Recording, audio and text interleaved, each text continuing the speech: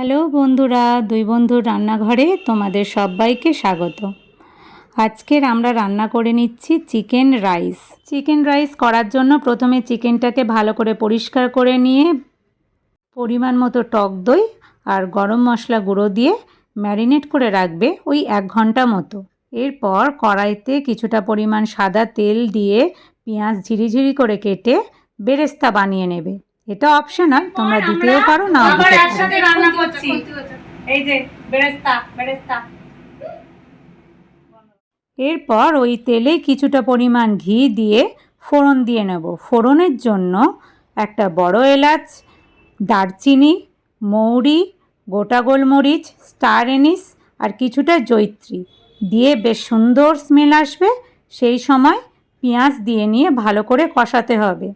পেঁয়াজটা brown colour হয়ে গেলে আগে থেকে ম্যারিনেট করা মাংসটা দিয়ে নিতে হবে। এরপর ভালো করে ঢাকা চাপা দিয়ে কষতে হবে।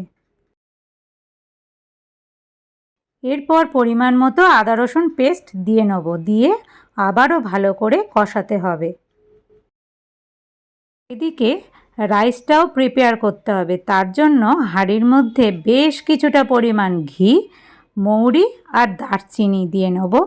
এখান থেকে ভালো ফ্লেভার বেরোলে তখন গোবিন্দভোগ বাসমতি চাল ভালো করে ভেজে নেব।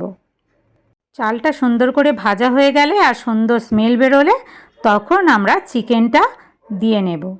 তোমরা নিশ্চয়ই অবাক হচ্ছ যে এতটা কি করছি। আসলে আজকে আমরা অনেক বন্ধুরা মিলে খাওয়া দাওয়া করব, তাই জন্য। চিকেনটা দেওয়া হয়ে গেলে তার মধ্যে আগে থেকে ভেজে রাখা বেরেস্তা, বেশ কিছুটা পরিমাণ গোলমরিচ দিয়ে নেব। এবারে জলটা দিয়ে নেব।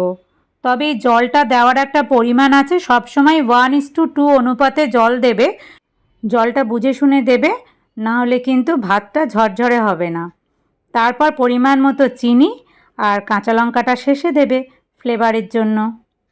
তো চলো, আমাদের তো চিকেন রাইস রেডি হয়ে গেছে, এখন টেস্ট করার পালা।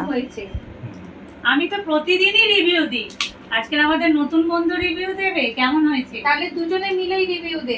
দাঁড়া আগে খাই ভালো করে, তবে কি বানালি দেখি, তবেই তো রিভিউ দেব। সত্যি দারুণ হয়েছে রেসিপিটা। কি করে বানালি? দারুণ হয়েছে, দারুণ হয়েছে, অপূর্ব। ঠিক আছে, এক কথায় লাজবাব।